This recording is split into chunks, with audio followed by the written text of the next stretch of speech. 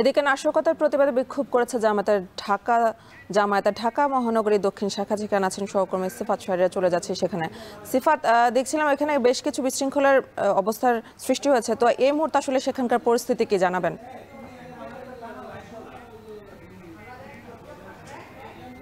এখনকার পরিস্থিতি হচ্ছে একজন আওয়ামী লীগ কর্মী সেই সন্দেহে একজনকে আটক করেছে এবং তাকে আসলে পুলিশের ভ্যানে তোলা হয়েছে। আমরা সেটা একটু দেখাতে চাই।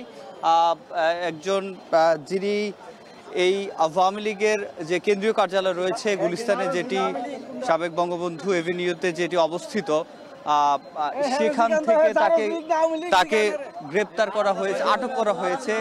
তিনি প্রথমত জনতার হাতে ধরা পড়ে এবং সে এখানে গোপনে ভিডিও ধারণ এবং সেটি প্রেরণের অভিযোগে মূলত এখানে যারা শিবির কর্মী রয়েছেন এবং এখানকার যারা ক্ষুদ্র ব্যবসায়ীরা রয়েছেন তারা তাকে আটক করে এবং কিছু মারধরও করা হয়। তারপরে আসলে পুলিশ তাকে উদ্ধার করে এবং পুলিশের ভ্যানে তোলা হয়। তার মোবাইল আসলে ফোন যাচাই করা হয়। সেক্ষেত্রে তিনি আওয়ামী লীগের সাথে সম্পৃক্ত রয়েছেন এমন আসলে বলা হচ্ছে, যদিও সেটি পুলিশ কোনো আনুষ্ঠানিক বক্তব্য দেয়নি। তবে তিনি যে তার আসলে বয়স খুব বেশি না বোঝা যাচ্ছে, তবে এখানে বেশ কিছুক্ষণ ধরেই গন্ডগোল চলছিল। গন্ডগোল বলতে উত্তেজনা, পাল্টা উত্তেজনা দেখা যাচ্ছে এবং আমরা আরেকটু উত্তেজনার খবর পাচ্ছি, যেখানে আরেকজনকে হয়তো ধরা হয়েছে।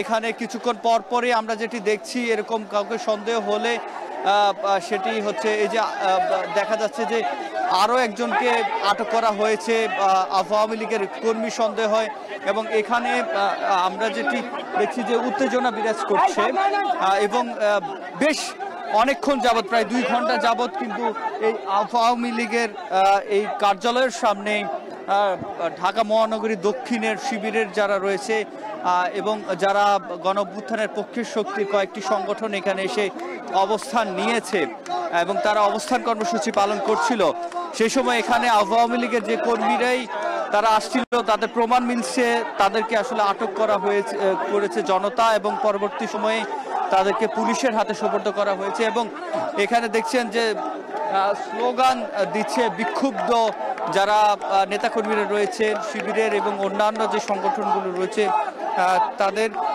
এবং এখানে তারা বিক্ষোভ মিছিল করছে এবং তারা প্রতিবাদ জানাচ্ছে যে আওয়ামী লীগের সাথে সংযুক্ত এবং আজকে যারা এই লকডাউনকে সফল করতে মাঠে নেমেছে তাদের বিরুদ্ধে এবং তাদের যাতে বিচারের আওতায় নিয়ে আসা হয় তার জন্যই মূলত তাদের এই বিক্ষোভ। এবং পুলিশ ভ্যানে এই মুহূর্তে দেখতে পাচ্ছেন যে 2 জনকে আসলে আটক করে ভেতরে রাখা হয়েছে এবং পুলিশ হেফাজতে রাখা হয়েছে তাদেরকে সেখানে, এবং তাদের পরবর্তীতে যাচাই বাছাই করে আসলে তারা আসলেই কি আওয়ামী লীগের কর্মী কিনা কিংবা তারা কি উদ্দেশ্যে এখানে এসেছিল, যেহেতু তাদেরকে প্রাথমিকভাবেই সন্দেহ করা হচ্ছে সেক্ষেত্রে তারা কি আসলে আওয়ামী লীগের সাথে যুক্ত কিনা কিংবা তারা আছে কোনো নাশকতার পরিকল্পনা করছে কিনা, এমন সব কিছুই আসলে দেখা যাবে। তবে প্রাথমিকভাবে যারা আটক করেছে জনতা, তারা বলছেন যে তাদের ফোনে ভিডিও ধারণ করা অবস্থায় এবং তারা কিছু প্রমাণ পেয়েছে, যদিও সেটি পুলিশ আনুষ্ঠানিকভাবে এখন পর্যন্ত কিছু বলেনি। তো এই ছিল আমার কাছে আওয়ামী লীগের কেন্দ্রীয় কার্যালয়ের সামনে থেকে হট্টগোল এবং শিবিরের অবস্থান কর্মসূচির সবশেষ। আমাদের সাথে যুক্ত ছিলেন সহকর্মী সিফাত শাহরিয়ার।